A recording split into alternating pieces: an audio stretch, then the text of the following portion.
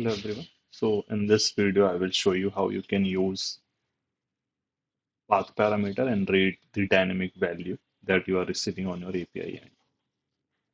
For example, if you want to read an ID from this API, you have to use an annotation called path variable.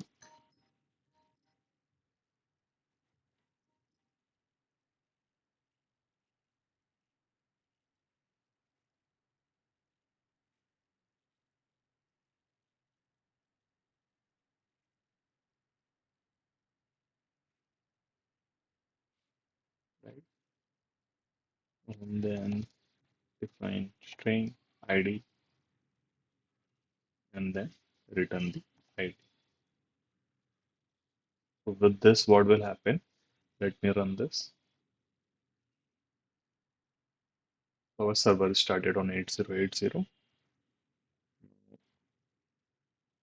If let's say I will refresh this now, I am getting 12 because that's the ID I'm passing. So here I can pass anything, not just number, and it will return that only. Now with this ID, now you can go to your service level, your database, fetch the records, and return that result.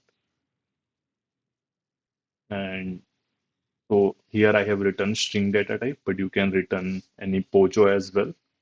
So you can return the entire user object if you want. That's it for this video.